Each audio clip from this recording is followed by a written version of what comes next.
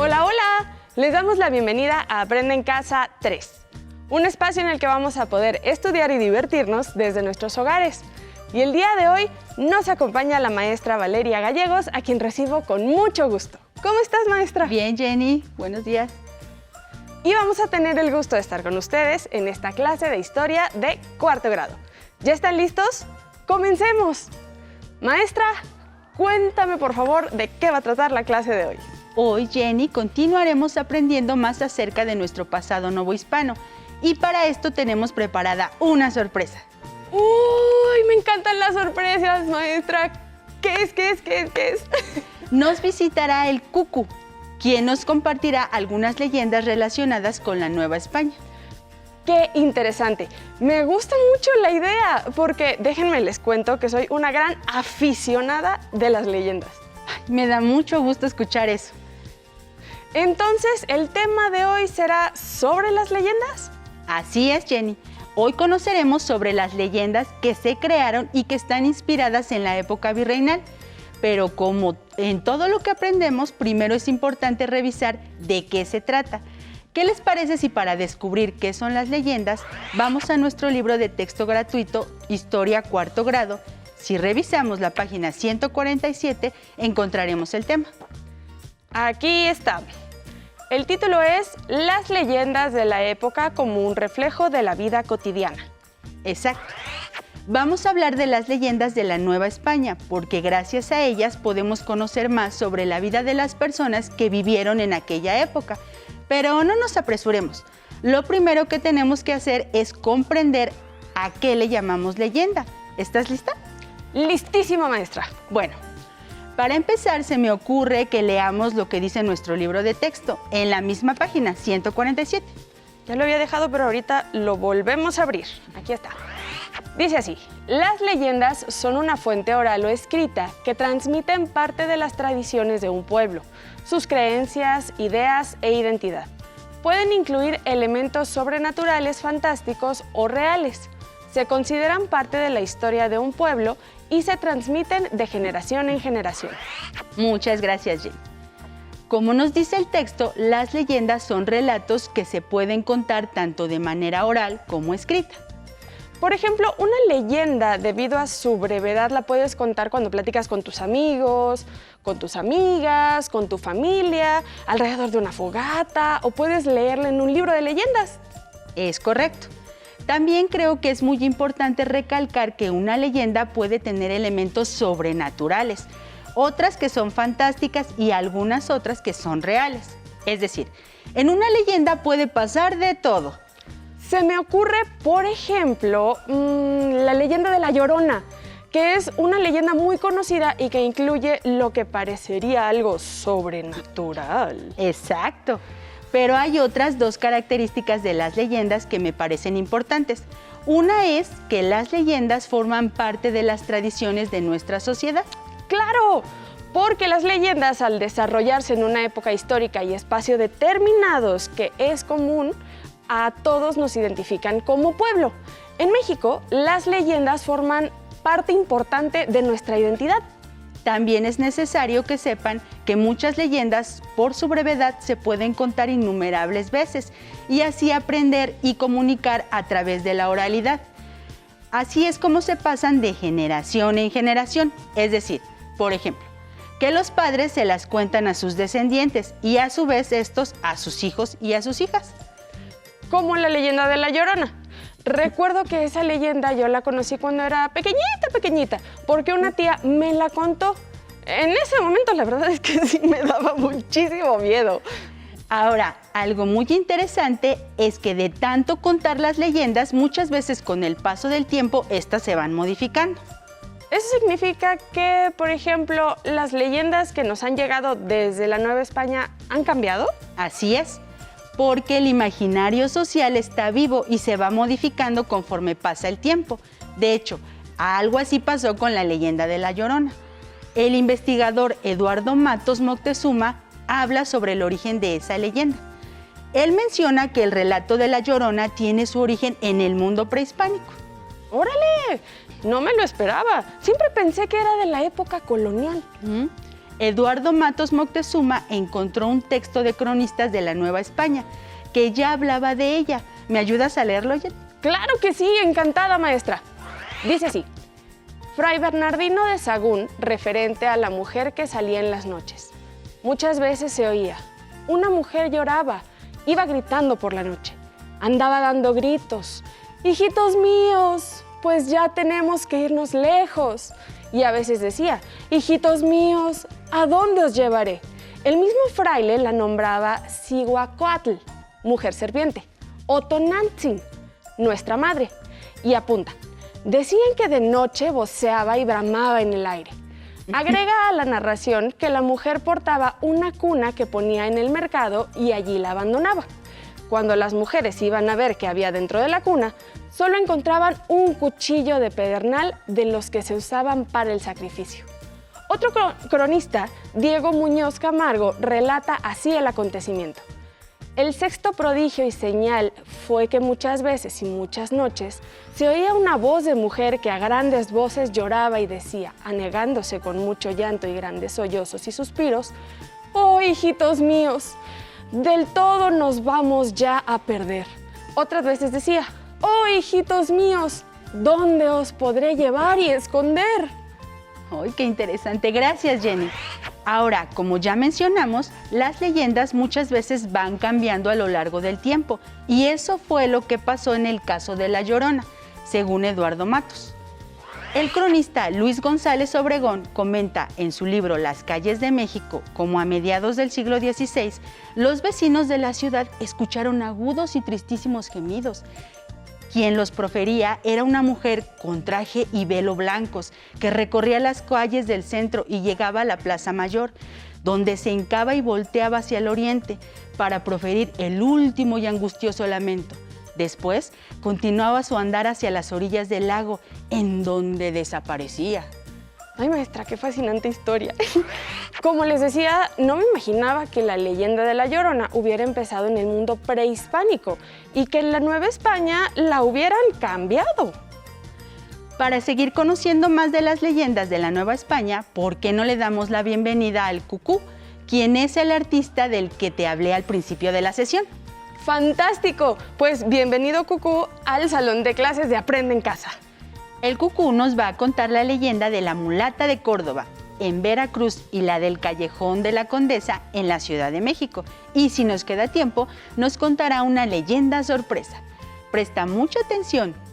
Y bueno, ahora sí, vamos a ver al Cucú. ¡Epa! ¡Ujú! ¡Cucú! Hola a todas las niñas y niños que nos ven desde casa.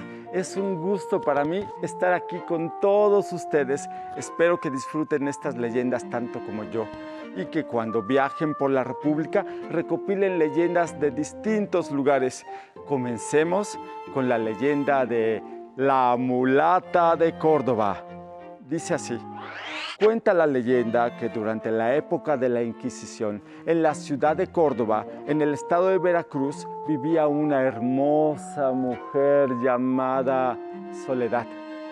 Chole, nadie sabía de dónde era o quiénes eran sus padres. Y a pesar de su belleza, Soledad llevaba una vida solitaria por culpa de su apariencia y descendencia, pues era mulata, hija de una persona española y una negra, y por ello no se sentía bien consigo misma.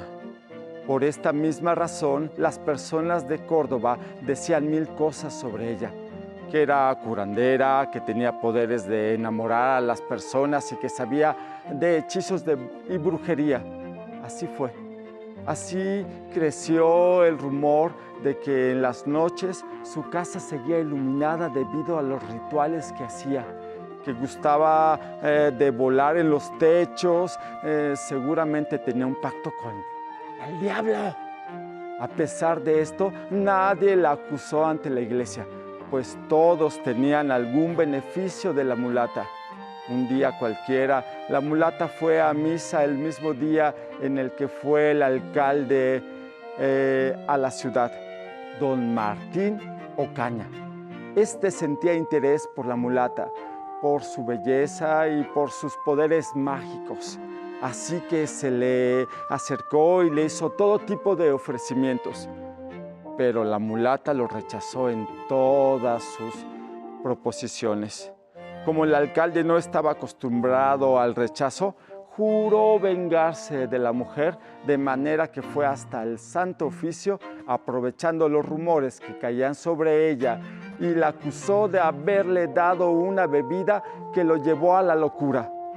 Dado que la iglesia ya estaba enterado de los rumores y puesto que ahora tenía el permiso del orden civil, ordenó arrestar a la mulata de inmediato.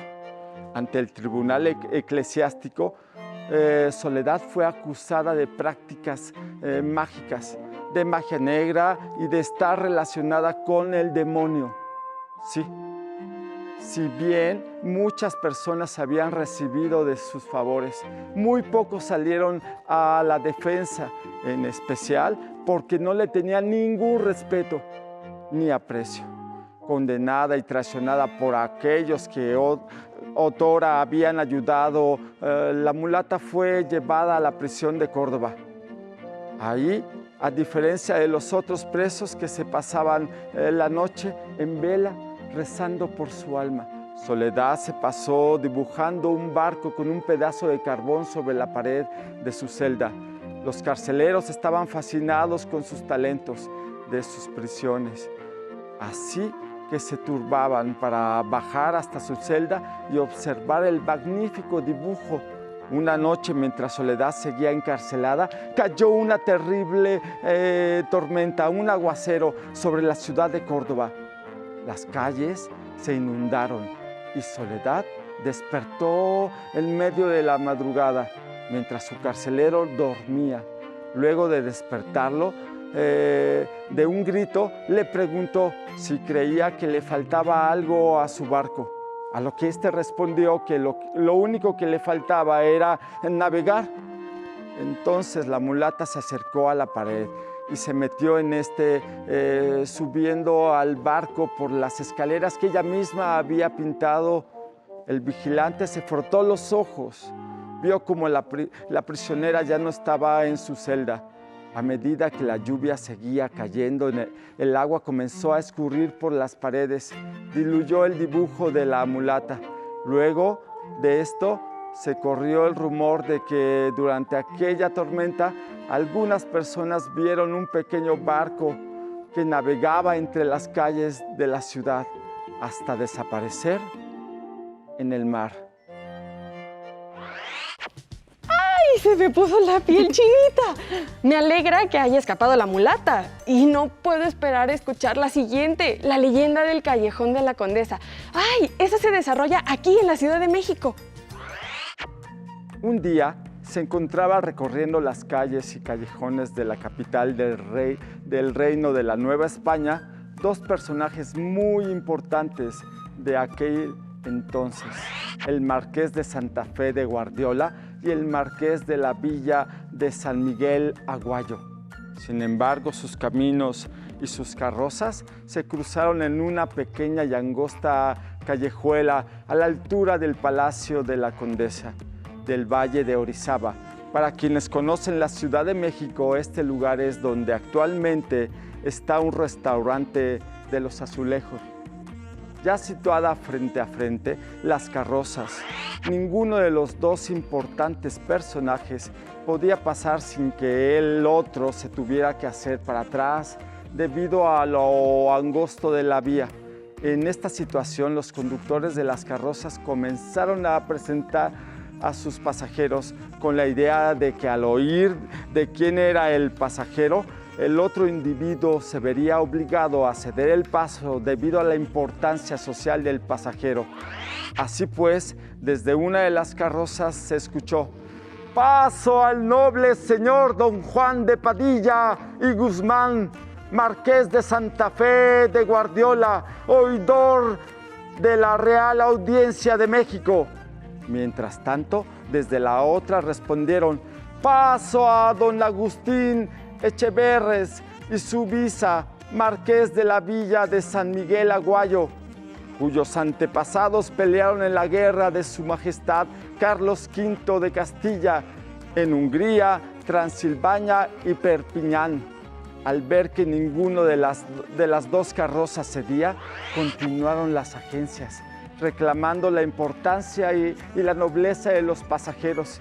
Y así por un lado se anunció: mi bisabuelo fue el mismísimo don Manuel Ponce de León, que durante el reinado de los reyes católicos fue quien rescató de la jaula de los leones el guante de doña Ana, a lo cual se pregonó al otro lado: pues mi señor tatarabuelo fue ni más ni menos que Garcilaso de la Vega, el cual tuvo la osadía de rescatar el Ave María del Moro, que llevaba atada a la cola de su bridón. A pesar de estos anuncios, ninguno de los dos decidió dar paso atrás, puesto que al hacerlo así implicaría reconocer que el otro era más noble e importante, cosa que en aquella sociedad del momento era muy importante. 3 días con sus noches se suceden, y aún estando ahí los linajudos magnates sin que ninguno ceda el paso al otro, esta tensa y complicada situación llevó a los oídos del virrey, quien decidió que la situación no podía continuar así. Ordenó a ambos nobles que retrocedieran al mismo tiempo. Esto con el objetivo de que ninguno sufriera la pérdida de su honor. Y así lo hicieron. Siguiendo las ordenanzas de la autoridad, una carroza regresó hacia la calle de San Andrés, actual calle de Donceles, y la otra se volvió a la calle del Puente de San Francisco, el actual eje central. Y colorín colorado, esta leyenda ha llegado a su fin. Amiguitos, pueden seguirme en mis redes sociales, el Cucu. Es un placer, nos vemos hasta la próxima. Muchísimas gracias, Cucu, por esas interesantísimas narraciones. Me encanta escuchar leyendas y además lo contó de una manera que parecía que nos transportábamos en el tiempo hasta la Nueva España. La verdad es que sí lo disfruté muchísimo. Ahora